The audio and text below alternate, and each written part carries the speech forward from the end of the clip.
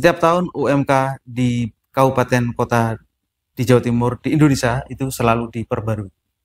Sebagaimana kita ketahui, UMK tahun 2025 ini di Bojonegoro ditetapkan 2.525 sekian.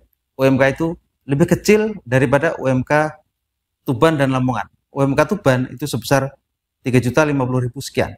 Kemudian UMK Lamongan sebesar 3.012.000 sekian. UMK Blora lebih kecil dari UMK Bojonegoro yaitu 2.238 sekian. Pertanyaannya, kenapa UMK Bojonegoro lebih kecil dari UMK Tuban dan Lamongan? Padahal APBD Bojonegoro lebih besar. Mari kita bahas.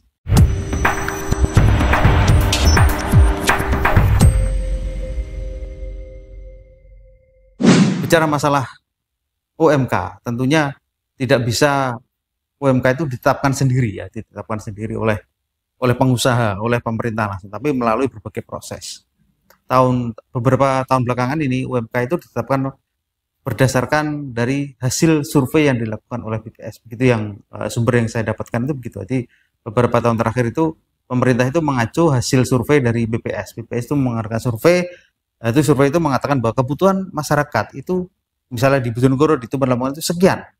Maka pemerintah atau Dewan Pengupahan yang terdiri dari pemerintah, serikat buruh, perusahaan itu kemudian melakukan kajian karena mengusulkan itu kepada bupati kemudian mengusulkan gubernur. Maka gubernurlah yang memutuskan, menetapkan besaran UMK itu.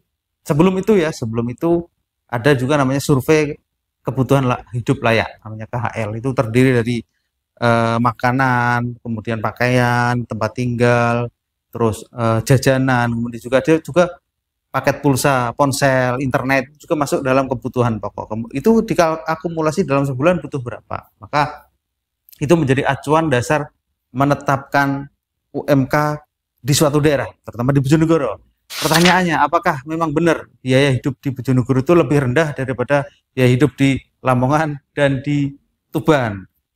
Kenapa? Karena UMK di Tuban dan UMK di Lamongan itu lebih tinggi daripada UMK di Bojonegoro kan gitu. Tapi tentu memang kalau berdasarkan survei yang dilakukan oleh BPS memang angka yang didapatkan itu gitu. Tapi juga pihak-pihak tertentu yang saya tanya itu memang sejak dulu memang daerah-daerah seperti Lamongan, seperti Tuban itu UMK-nya memang lebih tinggi dari Bojonegoro gitu. Maka itu agak susah ketika menaikkan Bojonegoro yang misalnya tiba-tiba 2.500.000 tiba-tiba menjadi melonjak dari 3 juta. Mungkin bagi buruh senang, tapi bagi pengusaha ini yang mungkin akan kelabakan karena naiknya begitu tinggi. Sebagaimana kita ketahui bahwa UMK itu setiap tahun memang naik, tapi naiknya ya sekitar 100.000, kadang nggak sampai 100, kadang 12.000-an begitu. Itu yang sudah umum terjadi di kita. Oke. Tapi apakah UMK yang segitu itu cukup gitu untuk kehidupan satu bulan? Oke. Kalau kita hitung ya, UMK di Bojonegoro ini kan 2.525.000 sekian. Itu satu harinya itu sekitar 83.300 sekian gitu. Nah itu kira-kira pekerjaan seperti apa yang satu hari itu sekian, cukup nggak? Misalnya gini, kalau kita dalam satu orang biaya hidup kita dikasih uang 83.000 itu mungkin kita cukup ya satu orang satu hari hidup dengan 83.000. Tapi kalau satu rumah biaya hidupnya 83.000 itu tentu tidak cukup gitu. Tapi masalahnya seperti itu. Kadang-kala orang dengan gaji UMK dia itu tidak hidup sendirian, tapi dia itu menghidupi istrinya, dia menghidupi anaknya, bisa juga dia menghidupi orang tuanya begitu. Kalau orang dengan gaji UMK 2.525.000 sekian itu dia hidup sendiri, ya mungkin cukup aja dengan angka 83.000 sekian kan itu. Hanya untuk sederhana. Karena UMK itu adalah upah minimum kabupaten. Artinya hidup minimum di Bojonegoro itu. Tapi tentu saya yakin juga banyak perusahaan itu juga ya memang menggaji karyawannya itu juga melebihi UMK kan itu. Tapi kembali lagi, kalau memang orangnya itu hidupnya sendirian cukup. Kalau dia menghidupi anak, menghidupi istri, menghidupi beberapa orang yang ada di dalam rumah, maka ya tidak cukup. Maka dia harus ada pekerjaan yang lain. Sama juga seperti di Lamongan, dia nggak bisa. Orang satu keluarga, kepala keluarga dia bekerja sendirian menghidupi anak, istri anaknya sekolah gitu dengan gaji UMK 3 juta itu nggak cukup. Meskipun dia hidupnya di kecamatan atau di desa nggak cukup. Kalau mungkin kecuali memang hidupnya sangat sederhana sekali.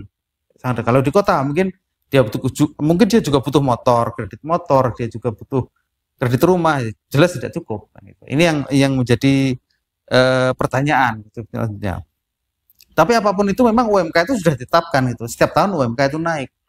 Dan masyarakat kita juga oke-oke aja gitu dan tidak ada masalah. Tidak masalah karena memang UMK itu apa namanya agak rumit juga menentukan UMK. UMK terlalu tinggi itu juga menjadi masalah juga bagi pengusaha.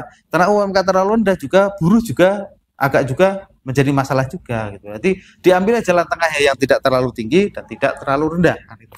Tapi apakah UMK yang rendah, UMK yang kecil itu menguntungkan bagi investor? Artinya gini, memang UMK itu menguntungkan, tapi ketika UMK yang kecil, UMK Bojonegoro ini yang kecil, yang lebih kecil dari Lamongan, dan lebih kecil dari Tuban, apakah itu menarik minat para pengusaha untuk datang ke Bojonegoro karena UMK Bojonegoro lebih kecil? Nah, ini menjadi pertanyaan sebenarnya. Kenapa? Karena pabrik-pabrik di Bojonegoro ini ya jumlahnya tidak begitu banyak. Gitu. Kita bisa lihat, memang ada pabrik, tapi memang jumlahnya ya belum segitu banyak seperti kota-kota Sidoarjo, Gresik, bahkan seperti Lamongan, seperti Nganjuk itu mungkin pabriknya mereka lebih banyak. Jombang, Mojokerto itu pabriknya lebih banyak. Meskipun UMK mereka lebih tinggi. Kenapa? Karena memang UMK itu tidak menjadi satu-satunya faktor investor itu untuk datang ke suatu daerah. Bisa aja lihat aja Blora. Blora itu kan memang UMK-nya jauh lebih kecil dari Bojonegoro, tapi pabrik-pabrik yang dari sana tidak begitu banyak. Kenapa? Karena itu tadi, tidak semuanya, UMK itu tidak menjadi satu-satunya faktor investor itu untuk datang menanamkan sahamnya di situ atau membangun pabriknya di suatu daerah. Salah satunya di Bojonegoro ini. Lalu apa sebenarnya yang menjadi faktornya? Ya banyak sebenarnya. Ada perizinan yang mudah, terus kemudian ada keamanan ya. Karena pengusaha itu juga butuh izin yang enak. Kalau izinnya enak, dibangunkan izinnya enak, lancar gitu, nggak berbelit-belit, birokrasinya pasti pengusaha senang. Sudah keamanannya terjamin, nggak banyak gangguan-gangguan dari warga sekitar, nggak dari ormas-ormas, dari yang lain-lain itu, mereka nggak ada premanisme, itu pengusaha juga lebih enak.